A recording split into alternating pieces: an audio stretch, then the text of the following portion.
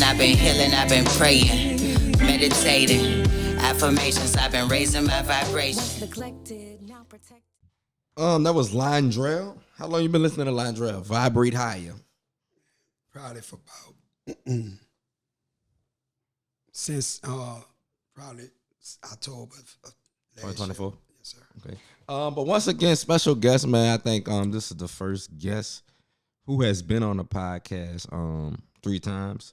You're a 3-time champion on the TaeVi's podcast, man. Y'all give it up for brother HAKIM. He come to talk and inform y'all on some topics and discussions that he had on his heart, as well as give y'all a outlook on the landscape of New Orleans right now. So, but how you feeling today before we get into any topics, man? I'm blessed and I'm at peace, brother. A long time in the making for the third one. I couldn't take blame for that, audience. As we know, I've been doing a lot of things, but we're here now today. And we're gonna get into a lot of things. First thing on my mind, I have to get your outlook on it. Escape inmates. We're gonna get straight to this point and knock it out. Yes, sir. 10 inmates escaped May 21st. I believe it's May 30th. May 31st now, so 10 days. 8 are captured. 2 are still remaining. What's your take and outlook on this subject? That's a great question.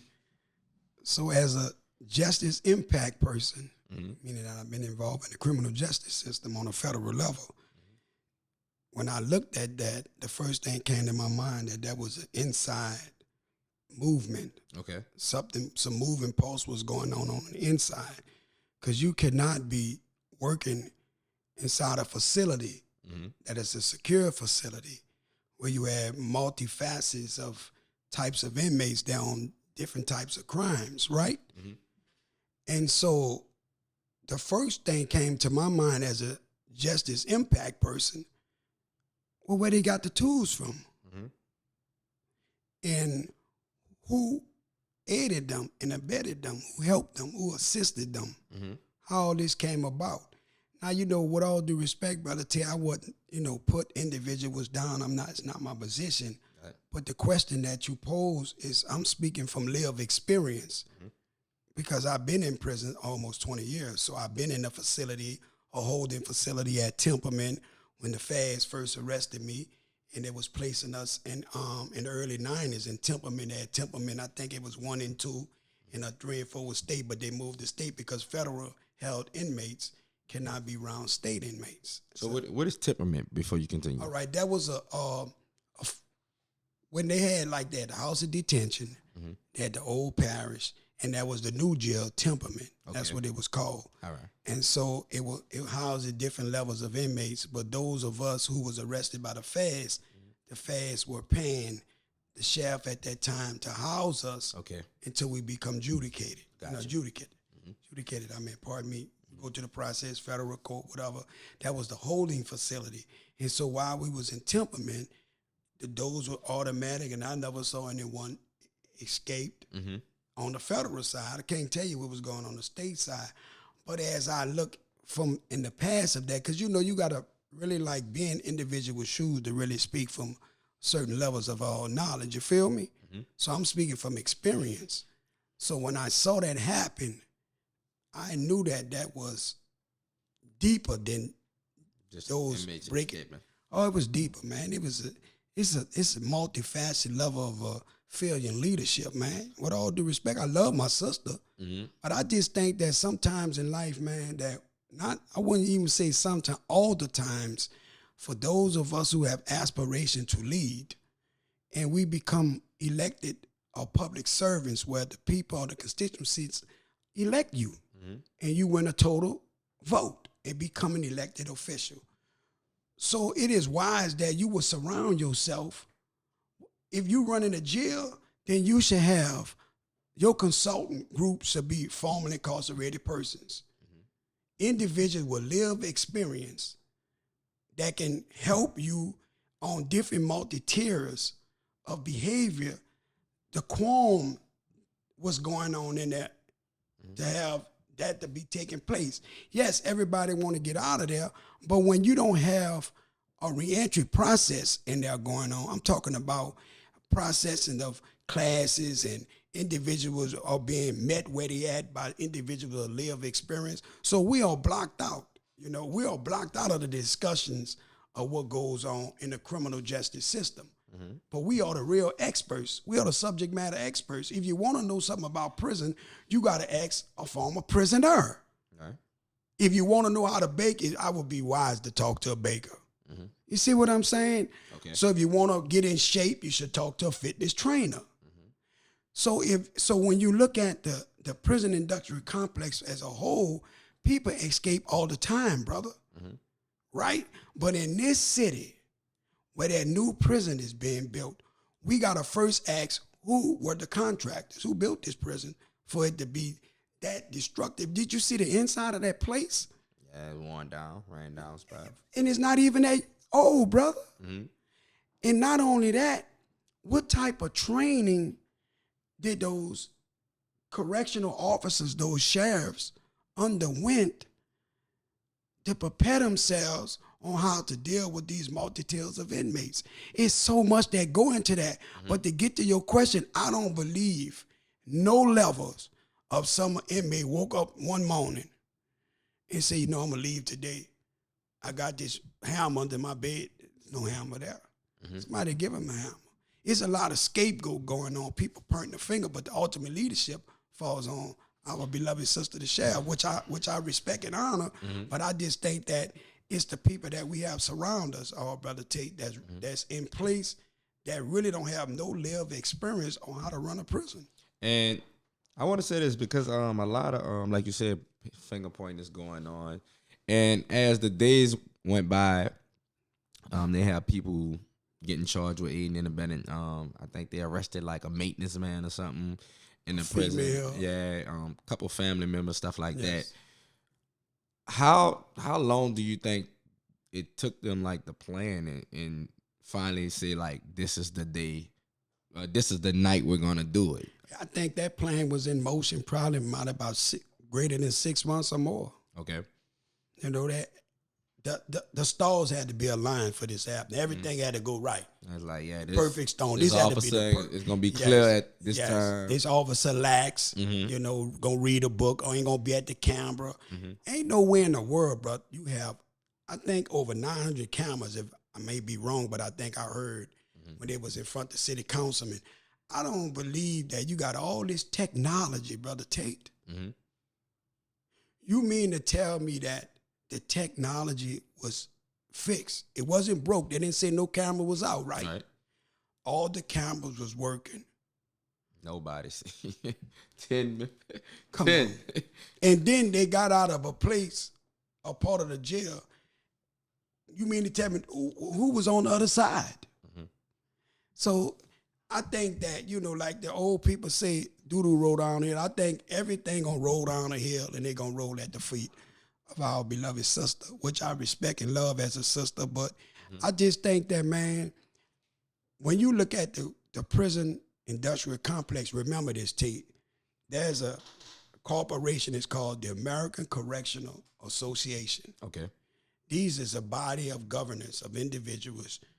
Make sure that the prison is governed, secure, reign humanely right, particularly for public safety.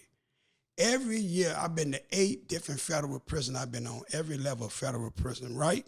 From the high to a camp. Every year that the ACA came to visit, they made sure the grass was right, Tay. They made sure they had the best menu for that week. Because they know that the ACA will stop and talk to inmates. Right.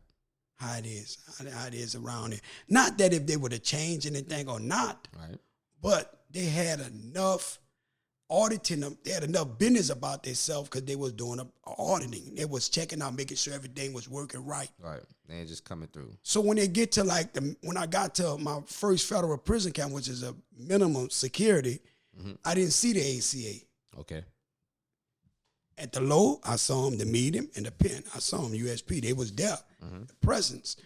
So I was thinking about that prison, this the local jail we have any consultant has been done through the ACA or any individuals who could have made sure that the contracting was right of that prison, the security of it. Now, I'm a formerly incarcerated person, brother.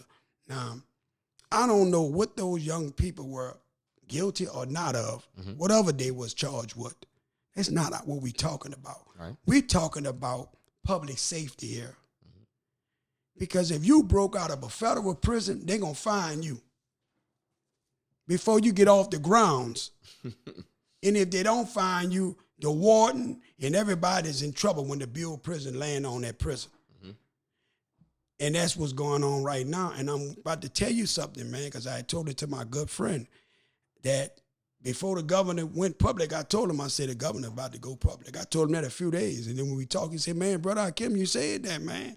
Because I could just see that Governor Landry is going to put his reach over this local jail like he did the city with the LSP riding around, right? We had a problem. People were saying that the public safety factor was out of control. There was no safety for the public. People were robbing, young people breaking in cars. Yeah. And there's a difference now. You see that, right, huh? Yeah, so that's law. So that's law enforcement focus, but there's no intervention going on. Okay. To curtail those young people. No public official, and I say this out of respect, Brother Tate, because a lot of times we dance around and we always say crime is down, but if crime is down, why poverty is still up, Brother Tate? That don't make sense to me. If crime is down, then poverty in employment opportunity and access to opportunities, should be available, right? Correct. But Dr. King said that whenever you see crime, it is married to poverty because it follows close behind. And that's a fact. It is. As a criminologist, we see that.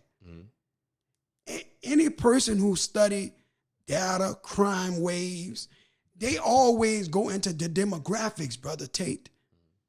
They got to zoom it down to what area has the highest criminogenic behavior, right? Whether it be violent crime, drugs, whatever the crime is, and it's always being vulnerable communities, whether they're black or white. And it's poor, brother. And you can see the landscape of liquor stores everywhere, the people that sell them these products. They are not from the community, right? They're not investing in the community. Yep. But all of that is on us. And so to get back to the local jail, that ain't supposed to be happening. Just like we ain't supposed to be seeing all these little young brothers all of a sudden filling up the local facilities, and we don't have no elected official with a plan, with an intervention plan among the real advocates, which are the FIPs, the formerly incarcerated persons, are not at the forefront of these discussions, man. We're not at these tables, and we should be at these tables, right? I'm gonna ask this with the escape as well.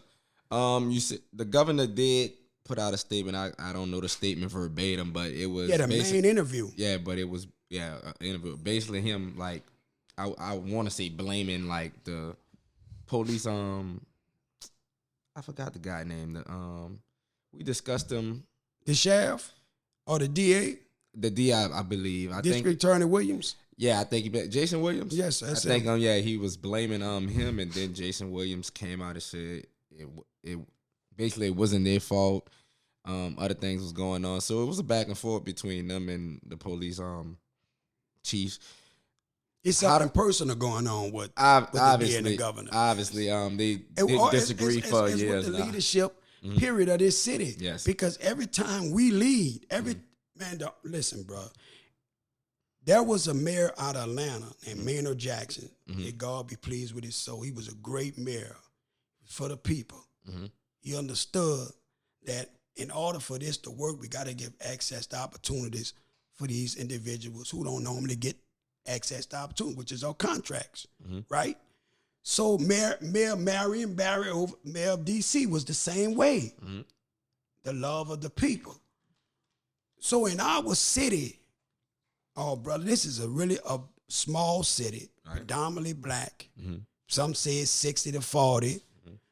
every time we didn't had a fully black leadership.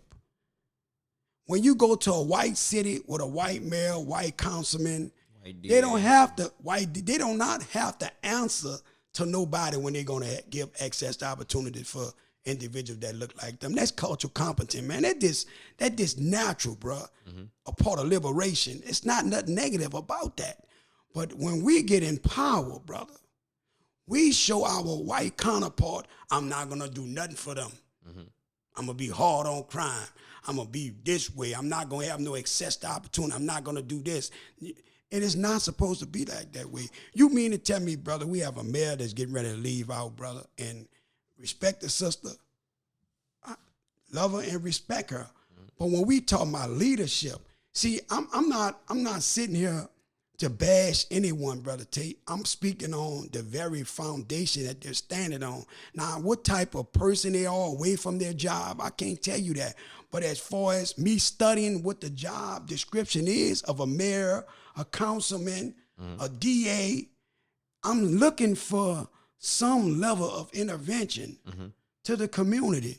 They had a program under a former mayor was ceasefire. It was dismantled. It was more of a program dealing with young men who are the highest risk to be shot or killed or arrested. And we deployed individuals that had lived experience. So when you count out the redeemed individuals, the credible messengers, Tate, because in our city, we are not at those discussions, those tables where things are being discussed about public safety, intervention, school suspension, detention, and expulsion, to cease the school to prisoner pipeline, to eradicate that. The individuals are speaking about these particular subjects are not the experts, brother. A degree does not make you an expert. You just been trained in a formal knowledge of, you've been trained in a particular profession. So I'll ask you this about the New Orleans leadership, but I'm gonna wrap up the inmate discussion. 2 men remain. Yes, sir. What's your outlook, and do you think these men will be caught in the near future? I think they will, brother, because unless they leave the United States, and like I was telling a young brother that you mentoring, that if you don't have a plan, you're going to fail a plan. Right.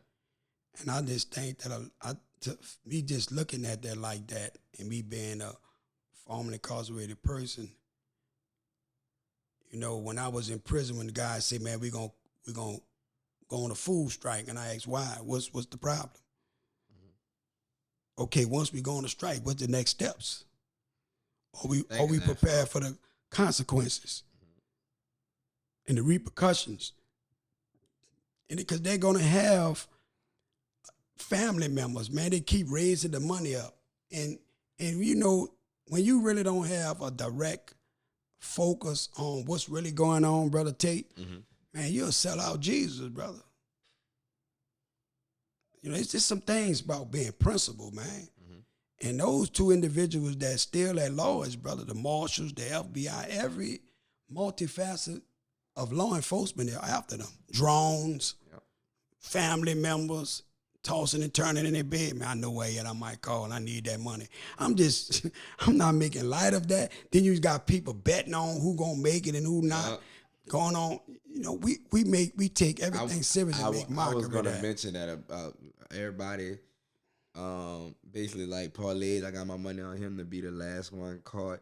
And I know you talk about a lot of that because we had a discussion about on the last pod where it's like somebody's son, I believe, like went out there and committed a crime. I think it was a murder or something, and the mama turned him in or something like that. I think you brought that up on the last pod. And you was it was a young guy. It was a young guy that was some other guys, and I think it was a murder charge. And I think his father, who was a known musician, turned him in. Yeah, and you said a lot of people in our community, you asked them, you put it out there, and they'd be like, no, they wouldn't turn their child in, even if they knew they did something bad. So I was thinking about it's that. It's a double standard, brother, because if something happened to Your child. If something happened to the lady across the street who say it on the TV, I don't know where my son is, and I don't know if he done that. And then something happened to her son and her, she getting on the news and say, I know it was HAKIM. He done it. See, it's a double standard. It's hypocrisy, man. Now, if me and you, Tate, was out here doing something in the streets, and you get caught or I get caught, and we tell on one another, then that's a violation of the codes of what me and you supposed to be standing on. Right. But if the lady across the street see me and you out here doing those things, and she use her ability as a community watch person and call the police, she's not a snitch, brother. She's protecting the community. And I think that we got that a little twisted, brother. And most people who speak on that, and that's with all due respect, ain't never been inside of a prison. Correct. I'm just being real. They have no lived experience. Because I'm not going to sit on there and say that a person in the community that is not involved in any wrongdoing should not use their verse to speak out wrongdoing. They should. Right. And that's what our problem in our community. Nobody won't speak on it. Yeah, that's the problem. Okay. Now, the person who involved in it, Yeah, it's different. it's different. But the innocent people of that community, that's why I say we got to make the community a clean and decent place to live. And we're not doing that, Brother Tate. Right. I think the people of the community owe it to the community to protect their community. They don't owe it to the criminals who. Man, when the Nation of Islam and the Black Panther Party are in the community, man, where the Black Panthers were in the community back in their time, but when the nation, in any community that the Nation of Islam is in, you best believe one thing, the ultimate goal is to make that community a clean and decent place to live. Real talk, bro, about engaging the people, man, seeing the wants and the needs of the people, looking beyond the faults and seeing the needs. And we in a city with so many churches, brother. So many. Every damn block. And no church, we got the largest one in New Orleans East. Two of them. Neither one of them pastors involved with social justice reform. I'm just being honest. You ever heard any one of those? We have three of them. You got Paul Martin on Reed. You got Frank Luter on the Service Road, right?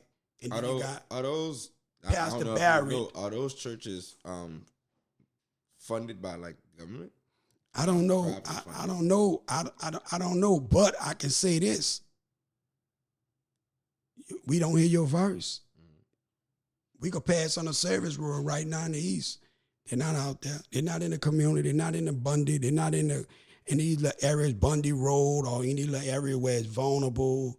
You know, crime is very high. Now, there's one pastor downtown in New Orleans, Pastor Tyrone Smith, and they had a gathering the day and the night. Well, now he does a lot of social justice work because he had life in prison, gave the life back. And like I said, he had lived experience.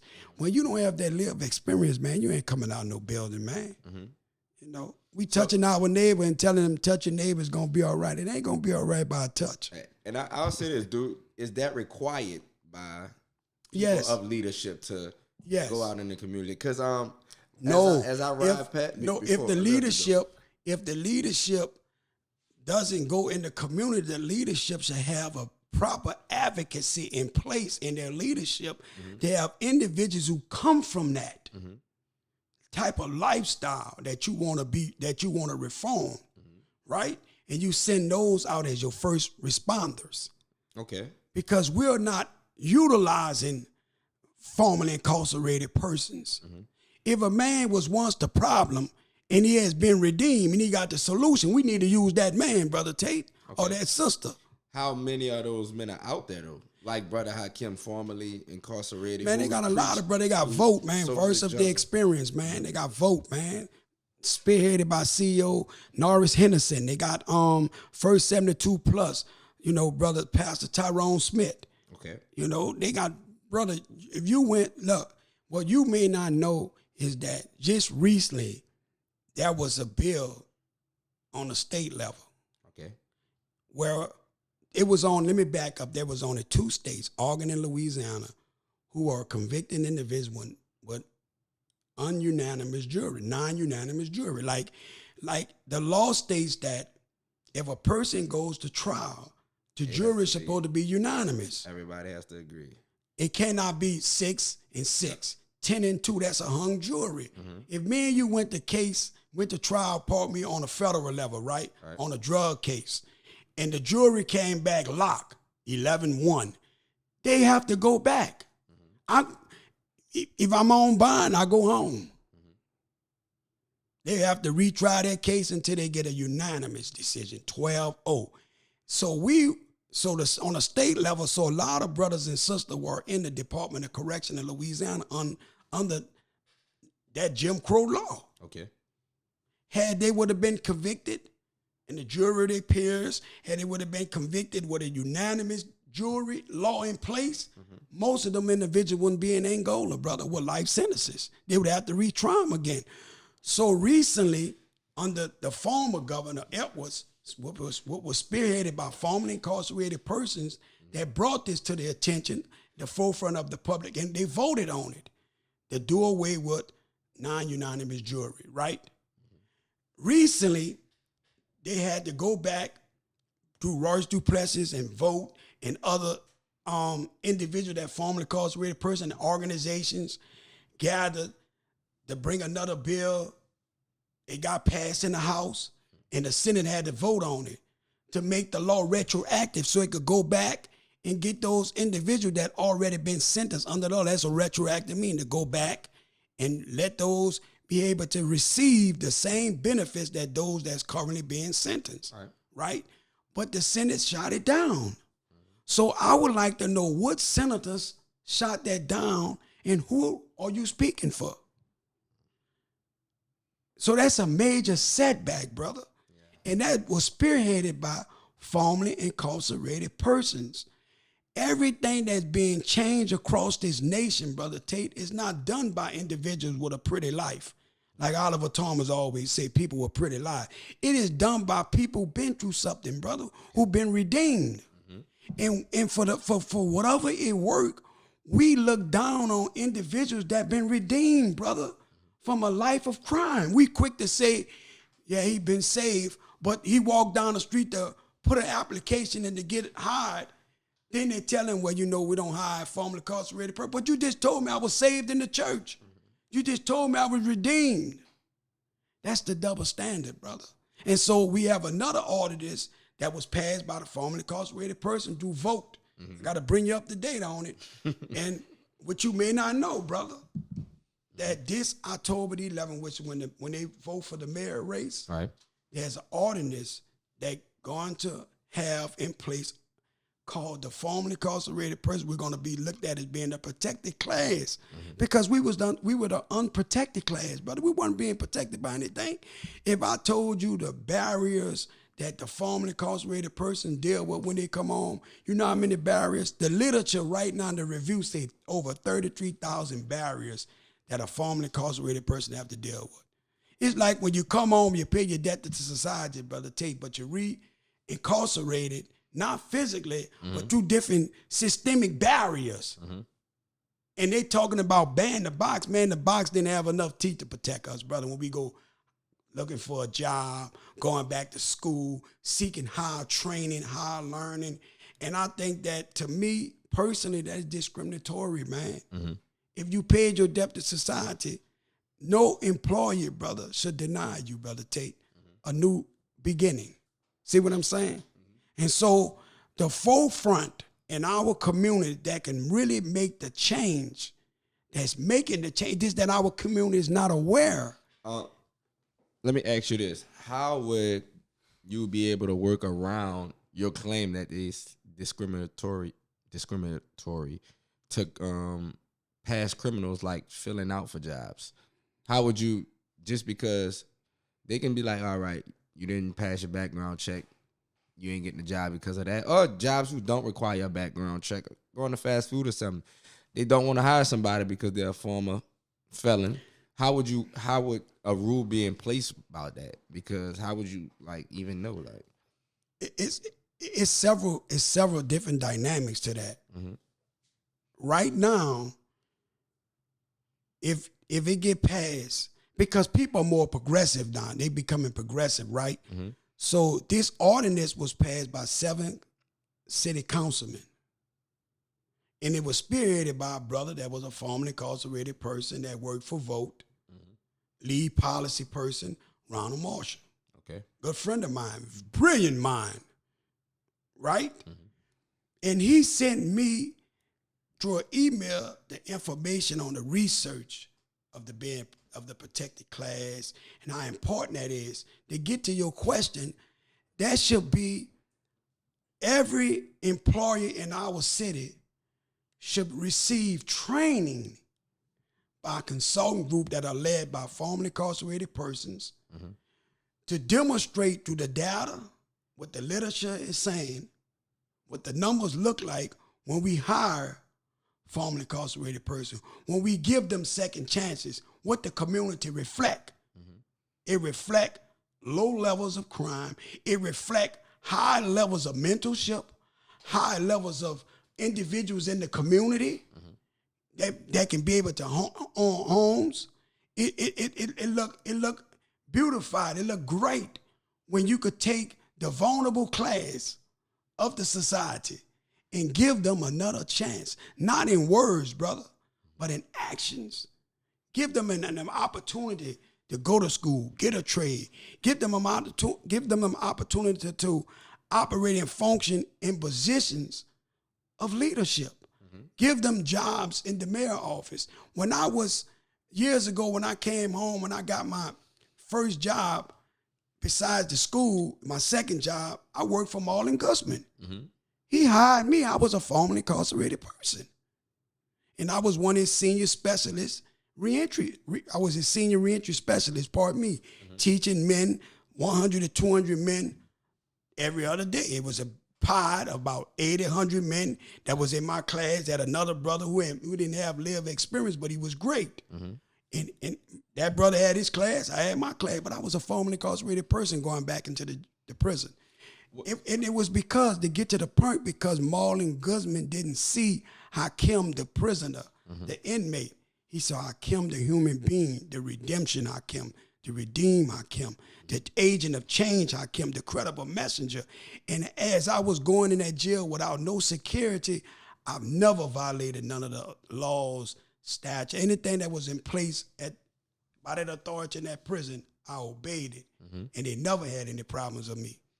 With saying that, these positions that you want formerly incarcerated people to fill, what are like position titles? Like you say, you was a senior reentry specialist. What are like some titles at different whatever spaces that be working in? There was an office in Philadelphia, the Office of Gun Violence. Thinking with the Office of Gun Violence Reduction, that was spearheaded by a formerly incarcerated person. Okay. When you look across the landscape of anything dealing with reentry, individuals returning back from prison, if a mayor had that type of opportunity open and they were hiring and looking, they shouldn't hire someone with a PhD. Why not? If the person with a PhD don't have no lived experience, how you gonna tell somebody, Tate, about how to reentry back into society? How you gonna get them to navigate? What about the research and studying that the PhD person did to get that degree? Does it have to be physical in the prison system? Yes, brother. It can't just be data and research. Let me show you. It could be both. All right. It could be that person working alongside a formerly incarcerated person. And that's great. I was going there. But when you really do some research, right, when there are hiring individuals to deal with individuals that are formerly incarcerated persons, when you walk into them spaces, Brother Tate, you ask, how many of y'all been in prison? Right. None of them. Right. So how can they tell me or you how to navigate back into society? That's what Brother HAKIM is saying, bro. Getting a PhD is really a research degree, brother. Right? Right. So you getting your research degree, it still doesn't equate you got lived experience. Right. See, what we do a lot is we take academia and put academia over lived experience. Man, when you have like I have lived experience plus academia. Okay. So when I walk into space, and as well as other brothers who have lived experience in academia, how you think those people in them spaces who only have academia feel? They think we want their job. We don't want your job. We just here to give you the guardrails on how to do your job. Mm-hmm. I'll say this. I'll make an example and see if you follow me with this one. I equate it to like coaching. A lot of people have a difference in opinions on NBA players or NFL players who play the game coaching. Okay. Some make good coaches, some make bad coaches off of lived experience. I played the game, I can coach better than somebody who just been in the office, went to college, did the research. But some of the best coaches haven't played NBA ball at all. So that's what I'm trying to show you about. All right. The person who researching. All right. So they might not been in a prison system, but they research, and whatever plan they apply can be effective to. So let me back up.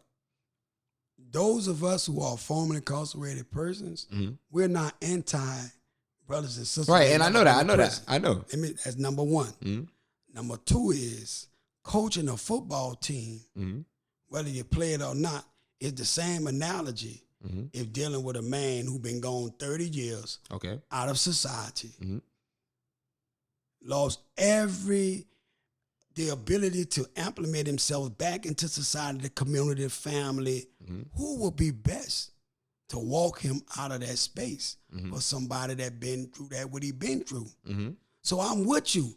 So they get to the point about sports, and I'm going to come back to prison because Deion Sanders just was interviewed, went on a podcast with Asante Samuel, who played for New England Patriots, right? Remember all that? Oh, they finally was debating? Yeah, but they went. It wasn't no debate. They put it to rest, all that, because people was trying to take it, and that ain't Prime style. Right. But he told Prime when he was playing for a particular coach, when another coach DBs were trying to get him to do a scheme that ain't never worked. He said, "Look, man, you ain't never done. You gonna tell me you never done this before? Man, I ain't. As cornerbacks, we don't do that." So he made a good point with that, right? And that's just in sports. Because if we went out and did the research, did a sample of all the coaches who have been successful since the era of NFL, former players, baseball, and then we would have to check the data to see who were successful. I don't have the data. But I know this. When it comes down to prison reform, and formerly incarcerated individuals and reentry and community violence, oh man, I got a little expertise in that. Okay. You see what I'm saying? Because I know this for a fact. If a person was on drugs, take you with me? I'm with you. And the person, you remember that show Intervention?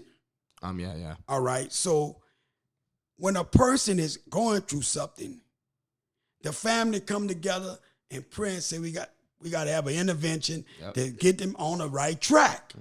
Somebody in the family may come up and say, man, I know Joe used to be on drugs.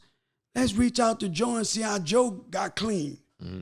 Yeah. Because that's common sense. True. And then when Joe meet that family member, it's going to be great what the family member wanted for that person, but that person will click more with Mr. Joe. You think so? But follow me.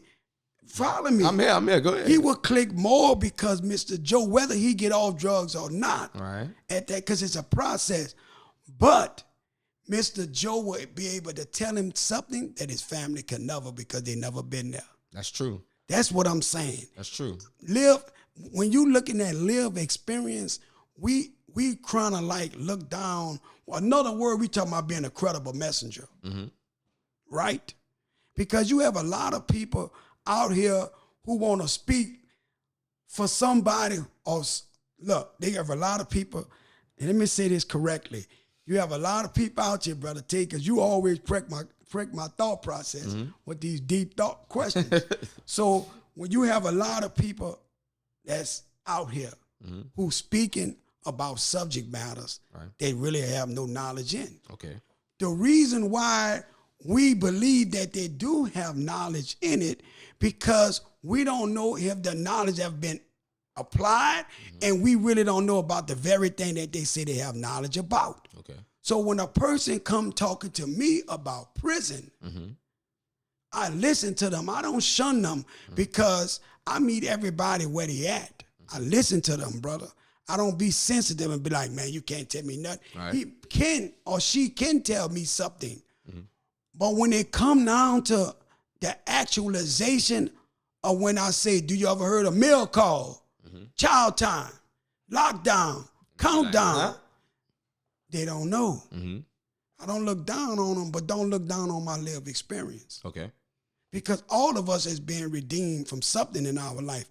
But what we got to stop doing in our community, thinking that we could speak on everything, brother, tell you with me, without having no lived experience about the very thing that we want to talk about. Okay. And I think that's the problem in our community, and it's a problem when we let our counterpart lead organizations, because most of our organizations that are being led and being productive across the nation, you know, we're realizing that we have to take the community-based organizations in our hand.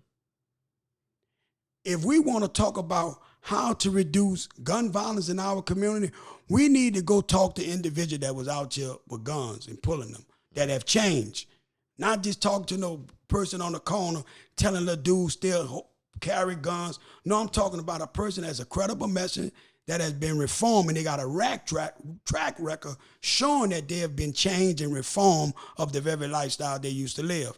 That person will be best to be ejected back in that community where he come from, to be a mentor, a credible messenger, a director.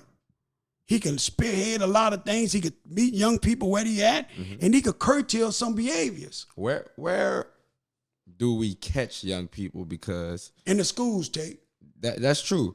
But a lot of people feel, I should say, some of the young folks are like, they'll say so far gone, they pass rehab or being taught the right way to do things. Some people, when you're out here interviewing some people, and young men are like, we too deep in this, blood been shed, we gonna keep going, referring to beefs and things like that. It can't be stopped. It go from family to family, generations.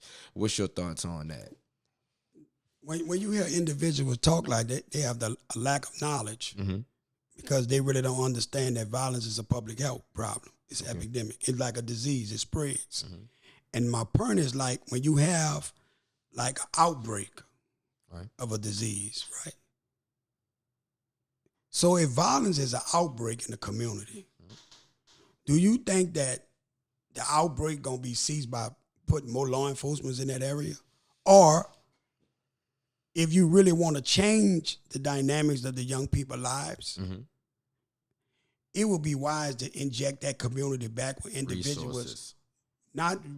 Resources, but also with individuals who live that type of lifestyle, who changed. And y'all are resources. That's right. That's the resource. Y'all are resources. We call it the ecosystem. You're right. You're right, brother. And so when you hear a lot of young people say, man, beef forever, beef don't die, you know, that just rhetoric, bro. I look beyond the fault, man. When I see a young person with his pants off his backside, hair all over his head, he's smelling like loud. He might have a helmet on him, and he might have what they call the stolen cars today, hottie. He might have a hottie part right there. Brother, HAKIM don't see none of that. You look past that. I'm seeing where I can get in between his ears. If I just tell him one or two things, man, I'm Brother HAKIM. I ain't trying to preach to him, Brother HAKIM. The name is everything. What's your name, little brother? Because I'm shaking his hand. I'm not scared of him because he got a hood on him.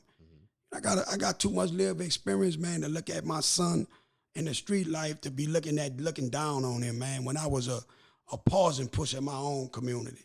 So I have to understand there's a process, there's a method to the madness, there's a way to him, brother. And I may not have the influence, and see what we got to understand, that this is social science work. And I'm a social scientist. An individual that does this type of work, we're a social scientist. So, for example, if the young brother that's saying, man, beef, man, I'm out here, bro, I'm out my body, you know, and he may be from the Magnolia. Right. I don't have that influence to go to him. So I'm going to call individuals who are change agents from Uptown and from the Magnolia, may know the young brother, may know somebody in his family, but maybe can intervene in his life to meet him where he at. Because one of the worst things we could say about any human being, that they're not going to change. everybody wants to change, brother. Everybody want better. But we have to show them the way, not talk them the way. If we put up on 10 little young dudes that's on any corner in New Orleans and say, look, little brothers, man, I don't want to intervene on y'all, man, negatively, man, I'm brother HAKIM, this brother TaeVi. Man, we in the community, we trying to do some mentorship, man. Look, we got a building, bro. We got a place. Want y'all to come at, and we going to pay y'all the stipend, bro. But on one condition, man, we want to meet your family, man. We want to build a relationship with you, little brother. Trust thing, man, first. So you can see that we ain't playing with you. And I'm willing to tell you, if they could come there every week, get a slice of pizza or something to eat, sit in a circle and talk. Stability. Right? Hierarchy of needs, because the streets are meeting their needs, and you got to meet their needs when you're pulling them from out there. And once you pull them from out there, you got to be able to tell them, look, brother, this is really where we at. We really want to help you, want to talk to you, and we want to, the ultimate goal is we want to remove the self-hatred from him. Expand your outlook on life. And we want to teach him the knowledge of himself. That is what's missing. And the individuals, and I'm not about to sit on your podcast and say there are not some people that are reaching people. No, there are, brother. It's just that it's in silo. Everybody wants to be the leader of this specific work. So we make the work of saving black youth as a hustle. Right. And you can't hustle our people. And our black youth gonna see it's a hustle. Right? So everybody in every podcast you looking at, everybody, and there's a very few that's uplifting young black men, but for the most part, some are talking about call the police. Have you saw these two people before? They was in the community. See, I'm not taking that approach. That's not my approach. I'm not taking that. I'm taking the approach of intervention, because intervention supersedes policing, brother, and incarceration. If you intervene and interrupt on a young person's life and change their social norms and behavior, that's a process. But that's an approach that we have to take. We have to engage them. There should be a legitimate program in our city that the city government gets all the organizations together who say they're working with black youth that are of the highest risk. See, I'm not talking about black youth that go to Ben Franklin, St. Augustine, some go to Brother Martin or Warren Easton that got good grades. You ever saying they're doing everything right. I'm talking about young black men who have the highest risk of suspension, detention, right? Now, look, truancy, missing in action, you know, couch living, no telling where you gonna stay tonight, right? Moving around on different circles. Erratic schools. Yes. School, left and That's the youth we should be focusing on. But nobody not focusing on it but a very few of us. Very few. And then the few that are focusing on the highest risk are individuals that used to live that life. And there are some brothers and sisters in this city that are doing it, but they're not getting the proper funding. They're not given the proper platform, or they're not given the proper assistance, the proper support that they need. To scale. That's right. But what we have to do is just take charge of it on our own. And that's what I'm doing when I'm launching the Redemption Project. That's what this is all about. I'm glad I'm you not keep asking people. That. You see what I'm saying? I'm not keep asking people and I'm not, man, listen, I'm getting up and doing something for self, man. Or we going to suffer the consequences. Because we can't keep looking for government. When government know we have these problems, our city government know that there's a youth problem in the city. We just saw last summer the youth wasn't getting paid, brother. And most of the youth that wasn't getting paid, if you had a way to like scale that data to know how many were of the highest risk, it was not that many that had a job. I just don't have the numbers in front of me. It's all good. You brought up that was a perfect segue into your what you brought up, the Redemption Project. It's a new consulting initiative you said that you're gonna be starting. Talk a little bit about it and what else. What can people expect from the Redemption Project? So, and I'm glad the Redemption Project was birthed. I'm born out of two different conversations that I had with a real good friend of mine, brother Norris Henderson, like a mentor, told me, Brother did over 30 years in Angola, but he's the CEO of Voice of the Experience. All right. Located on Washington Avenue. Very nice. When you walk up in there, it's 100% led by formerly incarcerated persons, right? So we and him was having a conversation because I was telling him that I was at a place and I was hearing a brother speak, right? Mm-hmm.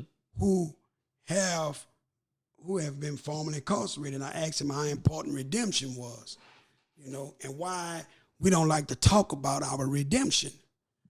And he said, Brother HAKIM, that's very important. We have to share our story to tell people where we come from. Mm-hmm. We have to talk about the ugliness of these things. Man, I was this, I was that, but this what happened to me when I was in prison. Mm-hmm. Because osmosis does not change nobody, brother. I didn't go to prison and a book came down, osmosis, and it just changed. Boom, brother, HAKIM has changed. Man, it was a transformation, brother. Process. Yes, a process. So what I'm saying is that when I was looking at that brother talk, I said, man, I have to create a space, a consulting group, to where brothers and sisters that are formerly incarcerated can be allowed the space, the pathway to true redemption. Mm-hmm. And what does that look like? Number one, every organization in this city that say they have clients that are formerly incarcerated persons, we need to train that organization. We need to provide them with technical and assistance on how to show unconditional love and care to these brothers and sisters who have returned back from prison. Mm-hmm. That's the Redemption Project, right? Okay. And once we begin to develop that relationship with this organization and train their staff, they will best know how to be a case manager. Mm-hmm. Because they will ask, Brother Tate, how long you been home, brother? How you doing? I brought Jacob with me. And Jacob, tell him your story, Jacob. That's correct case manager with mentorship, right? Right. So the brother Tate just come home. He got Jacob at the table saying, man, I've been home now 8 years, man, and this is the process. But I came over here, man, to the organization. They helped me. But I'm just giving you a rundown. So what I realized that in my research, and I'm looking at it across the landscape of things, I'm saying there's not a process in place in these organizations mm-hmm. who have individuals who may not have hired any formerly incarcerated persons to be at that table mm-hmm. when they're interviewing this brother or sister that just came home. They're talking to this brother about proper resources when you should be asking that brother or sister what he or she need. Mm-hmm.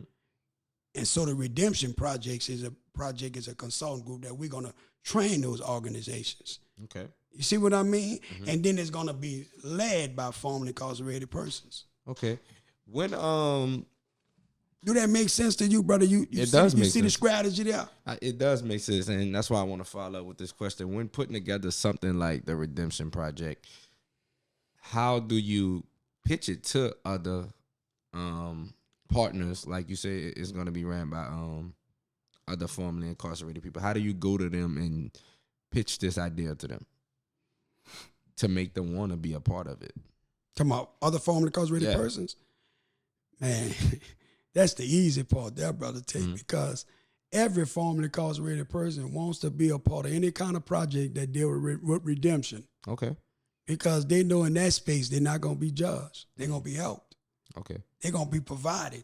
And when those formerly incarcerated persons come to the Redemption Project, they're going to be trained conflict resolution training. That's number one. All right. That's number one. Number two, social skills development, mm-hmm. right?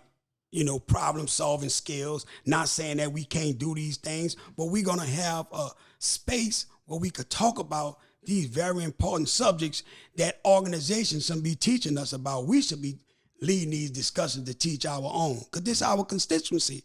If we don't take care of our own, they're going to take care of us. So the Redemption Project is us taking care of us. Okay. And then on top of that, putting them in the pathway. You need to be registered voter. We sending you to vote when you get eligible. Look, we got monthly meetings at Vote versus the Experience. This is where we going at. If you need to go to the weekly meetings with the groups that spearheaded by Tyrone Smith at the first 72 plus, we got you over there. See, it's us helping us. If it's a sister, we gonna get her with restoration where brother, sister Sarita at, right? And then when we need to get the whole thing of a woman dealing with the whole levels of reentry, we got Danielle Metz, right? Who's gonna work side by side with me dealing with organization that deals strictly with females, because Danielle gonna be that best knowing person to go in that female, take that young lady to that organization that deals strictly with females that are formerly incarcerated person. If she know that the organization don't have no formerly incarcerated persons on the board and leadership, then y'all gonna have to train that leadership on how to deal and service our sisters that get out of prison. See, that's the Redemption Project. We're not trying to say that we are a reentry pro. We're a consulting group. We're providing subject matter expertise around those that are formerly incarcerated, giving them the platform so they can demonstrate at the highest level their redemption. And so people could be able to give them the accessible opportunities that we need. Because we're not just going to be a talking, man. This thing going to be led all around. And I'm working closely with one of the greatest minds that deal with people being returning back from prison. That's Norris Henderson. So I got to put that out there. So Vote is a great partner. First 72 Plus going to be a partner. Restoration going to be a partner. TCA with Thelma French and Miss Sidney Monroe, who have, those two ladies may not have lived experience, but they were smart enough to hire us. You see what I'm saying? That's progressive. Okay. So that's what the consultation going to be about. When the brother get on the probation parole, I'm going to meet with them, with the staff. Tell them what the Redemption Project is all about. Handout, PowerPoint presentation to probation parole, going into the prison settings. This is going to be a national consulting to where individuals look to us to deal with us so that we can curtail and reduce recidivism. See what I'm saying? Instead of having a probation officer knocking at your door, the Redemption Project going to tell you, brother or sister, before they knock at your door, you need to call your probation parole officer. You have to build the relationship, the rapport with the probation officer. And we have some of them that have a mindset of trying to lock us up. But once again, when we are in front of them, see, they haven't yet to seen the bright of us. They seen the bright of us in skits, in small sound bites. All right. But when you have us in front of you, you really know that we are the subject matter experts when it comes to how to reentry, when it comes to any levels of the community where we was the number one fillers of our community, now we the healers. So we got to start looking for not people who have qualifications or credentials, I should say. We should be looking for people with lived experience, man. Okay. So that's what the Redemption Project is, If that laid it out, because I could have went deeper, but that laid it out for you enough. You good. It's your idea. You good. Do what you want with your idea. Okay. When bringing something like this to life, how long does it take to bring an idea like that in to implement it into 1 to 3 years. Okay. And what year are we in now? First year? We're in the first year. So I'm getting ready to launch in the fall, brother. Okay. Sometime in the fall. How does a lunch look? Is it like you at a facility or office something? Space? Okay. Inviting different individuals out so I can introduce properly what the Redemption Project is all about. Okay. That's right. For sure. You see what I mean? I got you. Bring out those leaders that's from TCA, different organizations, invite them in so we can explain properly what we're going to do to assist them so that our brothers and sisters who come home to know that there's a group of individuals that going to connect the space for them, the dots, to everybody that's doing the work that's from us, that's out here. So they won't have to be saying, you heard a vote? Yeah, I don't know. I'm bringing you the vote. Okay. Now, if you come from state prison, you know about vote. But a lot of brothers and sisters who come from federal prison, we like an island on our own, and I'm about to stop this island work. We about to come collective because we are collective. Whether we did state or federal time, it doesn't matter. We both are looked upon as the unprotected class right now. So we got to become the protected class. And I believe that we are the first responders to everything of advocacy and all. So what I'm going to do with to bring them in that space, because a lot of times we launch what I've been doing, bro. I study a lot of successful people, man. And I always study a person who done something that I want to strive to do. So if I want to go to law school, I need to converse and talk to individuals that's attorneys already, individuals that took the LSAT, the law school, that business test, and that been put in the application and the process, how they got into law school. I need to be talking to people like that. Yep. You see what I'm saying? So for anything in life, if you want to become it, I told a young brother that you have to study those who done it before you. So that's what I'm good at. I study people who have done it before, and I take something from them. And what I don't need, I don't look down on whatever I don't need, what they got. Don't use it. I don't use it. Like you go to a restaurant. Hey, man, we got this. No, brothers, give me a salmon well done. Yep. You feel me? Some broccoli and cauliflower. Another guy might want a steak. If it ain't for me, it ain't for me. I don't gotta criticize it. So that's what this would look like. You see what I'm saying, brother? Okay. I want to move forward to this. We had a new president switch after our last interview. We have a new president now. Well, former president, but reelected. What was your thoughts on the 2024 presidential election? Because we haven't had you here in over a year. Well, with all due respect, brother, I'm not a political scientist. All right. But You're a social scientist. That's right. I'm a social scientist. So when I saw I want to ask you, how did he win? What did you thought about him winning by a wide margin? He was convincingly. He appealed to people. He appealed to people. He stuck to the plan. The border is not safe. Which a lot of that, the border is not safe. The people coming in there eating the dogs, all that kind of, whatever it was. Rhetoric. Yeah, a lot of rhetoric. but he stuck to the script. Right. He stuck to the script, and then he appealed to people when he said, whatever you was born, whatever your gender was that you was born at birth. That's what you are. That's what you are. So you have a lot of people in this country. You got to remember, brother, majority of this country is not you and I. Probably 35 to 50 million or more of us. Yeah, I think we 7%? No, we're 12% of the population. Which is very small. Very small. So just think about this. And so our sister, with all due respect, I love her immensely. That sister's very brilliant. Kamala Harris. Yeah, she's Vice President Kamala Harris, very brilliant. I think that she's way more intelligent than President Trump as far as in that political space and how it look. Right. But when it come down to politics, man, we have to come to a segue in our lives to say that whether it's Democratic or presidential, none of them gonna solve the problems of black people. Right. I had somebody on there who said the same thing. So he was able to win by a landslide. A landslide because he appealed. Who had the more money? Kamala Harris raised more money than Donald Trump. He did? I doubt it. Because Trump had Elon Musk back in his campaign. Yeah, but man, she spent almost $1 billion on her. And she appealed to obviously the black community, bringing on celebrities, artists, rappers. As you brought up, the people who our younger community look up to, the rappers, but they didn't go vote. You know what my good friend told me one day? He said, brother, you know, and I'm just paraphrasing my good friend. Brother James Carter was enlightening about, the polls. He said, brother HAKIM, remember, a person could like you all day, and yeah, I like what you're saying. He said, but when they go to the poll, he said, most of the people who you go to these rallies that like what you're saying, he said, a lot of them are not registered voters or they don't even vote.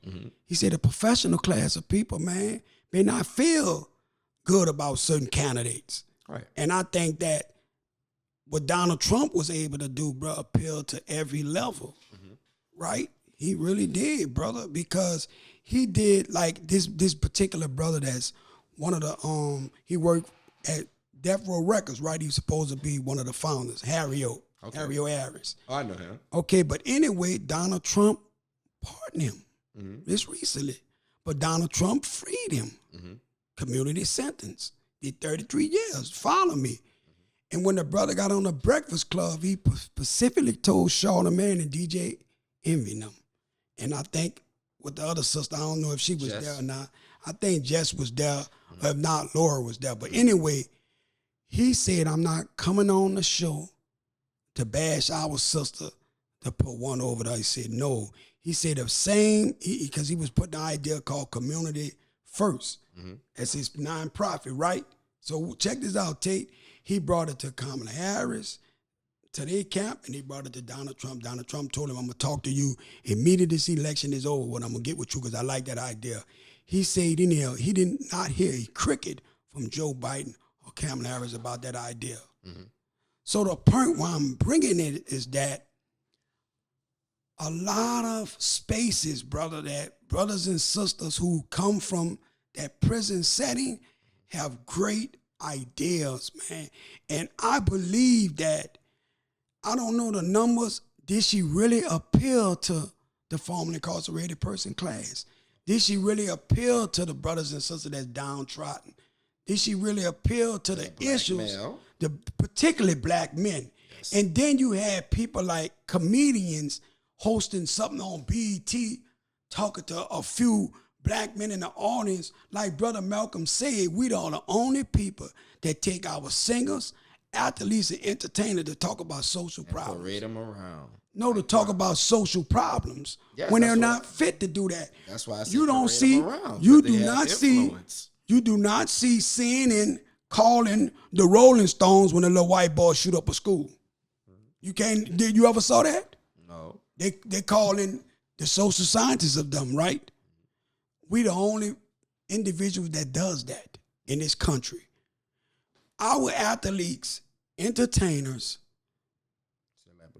celebrities, period, are not in the position to speak on our condition unless you have knowledge of that specific thing. Right. I'm not saying that HAKIM got all the answers, but I'm wise enough to know that if something that's going on, someone asks me, I don't have a problem saying, well, brother, I'm not adequate to talk about that, but I can put you in that right direction. And I don't think enough people are willing to say that. I'm willing to say that. Everybody. Because I'm a student. When somebody asks a question, you just have to answer it. Rather, if you're ignorant to the subject, not being offensive, but when you don't know something about something and you speak on it, you basically ignorant about the subject. You don't know. And that's not wrong. You just don't have the knowledge on the subject.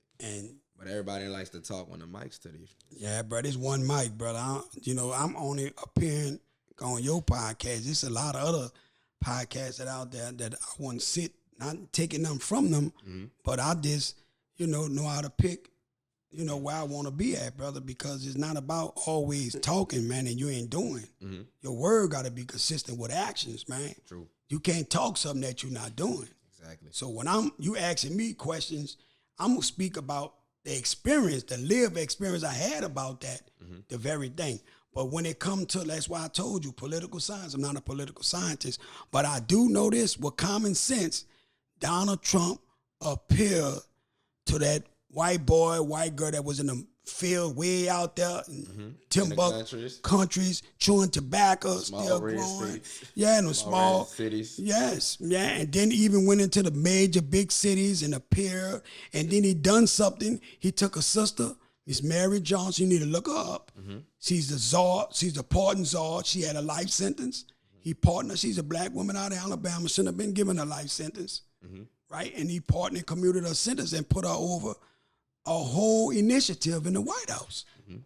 You feel me? A formerly incarcerated person. So I'm not here to tell you that, hey, Donald Trump is the greatest thing in the whole world. As my leader say, Donald Trump is going to pull back the civility, man, of people in this country. And that's what he's doing. He's going to send America to hell on a rocket. We all know that. I'll say this. Speaking of his pardons, he's pardoned people in his first presidency and his second, too. He just started. He didn't been in there 3-4 months. Yeah, he just started. It was Kodak, I think, Young Boy, Lil Wayne. No, Young Boy did this time. The last time as well. Last time it was no. He just got out.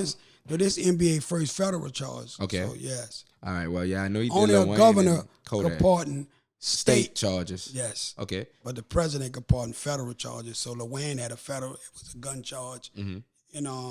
But Kodak Black, I think you said he part them, right? Yeah, he did. But I know he did Young MB, he did Harry O from Chicago. Not Harry, Larry Hoover. Larry Hoover, yeah, thank you, brother. Going too fast, but Larry Hoover. Okay. Which was a blessing. Right.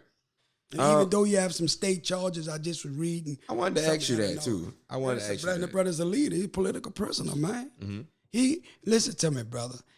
If he were let out of prison 20, 30 years ago, a lot of that was going on in Chicago, brother. A lot of it would be to the forefront of a major discussion. That's and what influence. Yeah, he have top. Not only that, you have empathy, you have knowledge, brother, critical knowledge and he know who he is, and so he can reach those young men. I just believe that all of our brothers and sisters who have the solution to the problems of our community, they're not at the forefront. Most of them coming from some type of lifestyle they once lived. You with me? And for some apparent reason, brother, we look down on them, bro. We already know the larger community, but we that look like those individuals, we look down on our people who've been through something, man, instead of praising them, brother. You know, every religious sect or whatever your religion persuasion may be, brother. When I look at this city, and it's not being like bashing one religion against another, but one thing I can honestly say, the brothers and sisters for the nation gonna be in the community. Okay.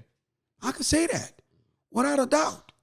And not only they gonna be in the community, they are gonna be there with love. They're gonna help. And I'm not saying other churches doesn't do that, but it's too many divisiveness, religious ideologies and gang set tripping and gang banging in the name of Allah, Jehovah, God, Jesus, when we should come together. And that's what our young brothers and sisters in the streets see that, man, if they're not together, we ain't gonna come together. And I think that my brothers and sisters that are in the nation have no problem sitting down with the church. Now, I always want to know, do the church have a problem sitting down with the brothers and sisters of the nation? Because the brothers and sisters of the nation have no problem sitting down with the brothers and sisters in the church. Have you asked? You say you want to know if they. I'm going to ask them. I'm going to ask pastors. That's my next movement. You know, one I know don't have. I know Pastor Tyrone Smith doesn't. I know Pastor Chuck Merce don't have a problem with that. Troy Lawrence. But why? I'm asking, why would they have a problem? Because it's. Guys believe in two different higher powers. I think we believe in the same. I think it's understanding, man. And a lot of controversy that's speared around the leader of the Nation of Islam, the Honorable Minister Louis Farrakhan, right? And the Honorable Elijah Muhammad, which is the eternal leader. And I think that the controversy don't fit the track record who the man is. Okay. You know, you can't tell me a man that's been doing this work over 60 years, have never been to jail. You can't find nothing about his life but it's sublime. He the same as he is in private that he is in public. Why would you not want to sit down with a brother like that can really help our people? You know why a lot of us don't? Because whoever got the gold make the rules. And a lot of us is not free, and it's not putting our brothers and sisters down. They're not free. The minister is free. They're not free. So the people who backs them, they're afraid. They might call the minister late at night, but being open in public, some of them have stood with him and some of them haven't. And we understand why. But my point of it is that we should not be operating and functioning with so much disunity, bro. Our unity is the strength to solve 90% of our problems, brother. If we disunite. You got churches can't unite, brother. Now, see, brother HAKIM, I believe in Jesus in Christ. He believe in Jesus out of Christ. You know, all this. Then you got the different Islamic community. Brothers in the nation ain't the real Muslims. Man, well, I tell you what. If they not the real, they doing more work than the ones who claim to be real. Right. You see what I'm saying? And you not gonna never see the nation. None of them, brother student minister Willie is never gonna get on no podcast. get in front, no fake or talk down on no brother and sister. That ain't what, and no brother of goodwill and conscience is gonna do that. Right. You're not gonna do that, brother. If we don't know something, we in a time of information stage. It's so easy to find out something. I want to know what the brothers in the nation believe, man. You know what, bro? I ain't gonna listen to somebody who gonna be negative. Let me go to their mosque. Yep. I want to know what this church over here is teaching. I'm gonna go to this church and build a relationship, right? And so that was one of the things. But see, what I want, what I don't like a lot of brothers and sisters who birth organizations and birth ideas, we try to think that we gonna fix everything in our community. I'm not qualified to say I'm gonna fix everything. Right. What I'm striving to do is to do the little work I'm gonna do. But I'm gonna unite and make sure I'm in harmony with other brothers and sisters that are doing work. Okay. So when we stand as a collective. And that's what one of the things about what I'm striving to do is push more unity, brother. And I think that we should be more united, regardless of what the name of the God is, right? Because if you go talk to a brother at the grocery store sitting outside saying you got $1 because he won't get him something to drink, he not looking for a label, he looking for something inside of that label, right? The content, right? Right. So it should be the same thing. We got to get out of this label ideology, man, and get more into the unity, man. And then everything rests upon us as black men. It's okay for us when we spearhead organizations. It's all right to invite other brothers in to come and teach. Because that's going to be one of the things that I'm going to do in my consulting group. Let other brothers, regardless of what their stance is, they are coming in to provide expertise. If you got financial literacy, knowledge, that going to help reduce and raise my brothers and sisters who come on from prison credit scores. Because that's not my lane. We have to have people that'll do that. I think that we got everything we need in our community, brother. We're just not utilizing each other. And another thing that we recognize is that every elected official only stand next to the religious leaders of the city when something happened. You see that? Oh yeah, like on Bourbon. You see when they did that walk. You see that? I forgot what passed. You see that? They should be together, knowing that the summer getting ready to start. Lockstep. They should be together way before something happens. You know, and I'm not, and I don't, you know, and I'm just saying this out of respect, man. I just think that, man, that once we realize, brother, as I told you, self-improvement is the base for community development. And if you want to know about a community, whether or not it's involved in self-development, is look at how that community look. If the community is in ruins, it's not looking right, then you have to question that. I was passing on the service road and I saw what they call the Willows. I wanted to see how it looked for myself. Willows apartment, right off Morrison. You ever saw that place look, brother? That is a shame, brother. Yeah, they got you already know this by run down and look high levels of criminal activity is going on back there. It is a shame. And so the people that own that property should have been closed that property. Just like the DA is closing down gas stations and they're closing down places that fix tires in cities of high crime areas. Well, what the Willow is? Them down? Yes. I didn't know that. I was wondering why I was seeing how those things closed down. Yes. But yeah, the DA should be by the Willows. They should be next to the mayor, everybody. They should have. They should have told. Yes, that too. They should have told those individuals who owns that property. Right. We are giving you 14 days for you to get back, or 30 days to get back with us with a blueprint of remodeling and remove these people out of this rut hole you got them in. Man, come on, they brother. Just collecting a paycheck at this moment. It's 2025, bro. You saw that place look? That's a shame, bro, for our people living in them conditions. You saw a sky view look off Diamond?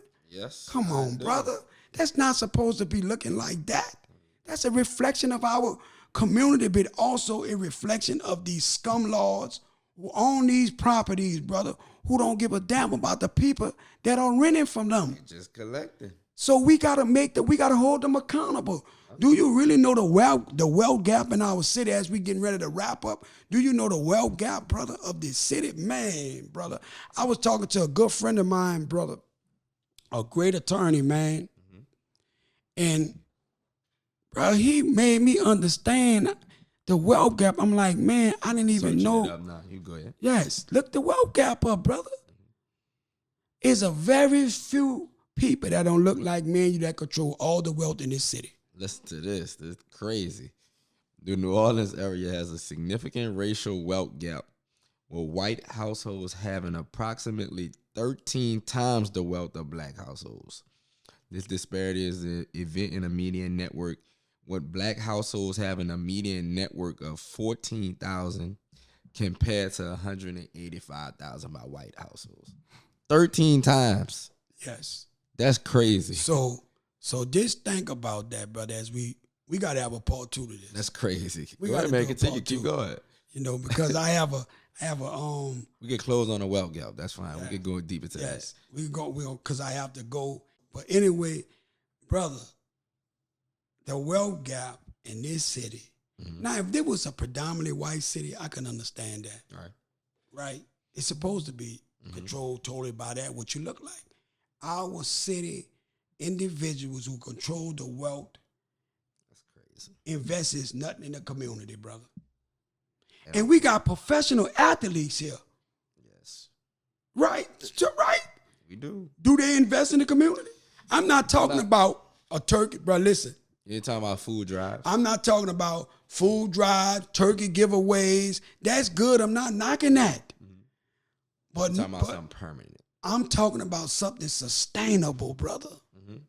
Would that should not be do, looked do like. you do you count investments as investing back into?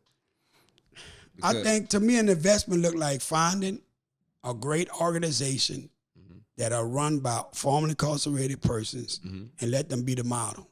Okay. And what about invest other in them. things that bring? And also, because you got to understand the other organizations that are not run by formerly incarcerated persons, they're getting funding. You know, they keeping their doors open. All right. I think that we should look for those persons who are had the experience or the lifestyles that the community want to change from. We should build those individuals up, invest in their ideas and what they're doing. Because when you mention athletes, I thought of like Drew Brees. He been a predominantly athlete in New Orleans. Yeah, you know, I heard he invested in school, but I'm talking about in the community. You know, I was talking about his like gaming Surge and Pickles and Pens over there in Kenner. Alvin Kamara investing in 504 golf. I was saying, do you include that? I'm talking about social reform. Yeah, I get you. That's why I was asking. That's Investments because you could put a new golf program, or the new golf and little club, right? The Top Golf. Top Golf. Yeah, thank you. Put one in the East. Right. You think the crime gonna go down? That I always said they have enough space for that. Though I know, but they do. But do you think they're gonna affect the crime? I don't know. It's not. You don't think so? No, brother. More activities. The only way, no, brother. You think if Jazzland is rebuilt back there, we're not gonna stop crime, brother. no, it ain't gonna. Nothing ain't gonna stop crime, but reduce. No, brother. You don't think so? No, sir, brother.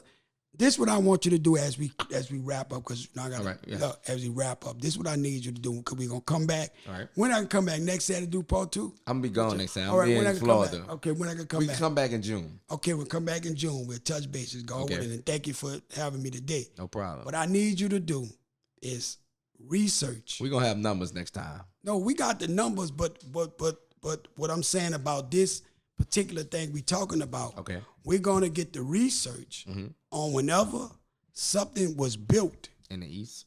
No, any part of Poverty America, poverty-stricken areas. Okay. When you could build all the nice infrastructure, but you don't build the human potential of the people around that structure, Right. that structure gonna look just like those people that did not have their potential built by those people. That's what I'm saying. I get what you're saying. I'm gonna close on this statement. Okay. Refuting that. All right, go ahead. I say when you build things that cost a lot of money, I think that brings more protection around that investment. You get what I'm saying? If Six Flags Jazzland was rebuilt, and they will have more, like you say, law enforcement around that area. Yeah, I'm not talking. This what I mean by this. If Jazzland is built over there, the Willows still gonna look like the Willows. Correct. Young brothers, when them people go in that place, Correct. they gonna find a way to break in the cars. Correct.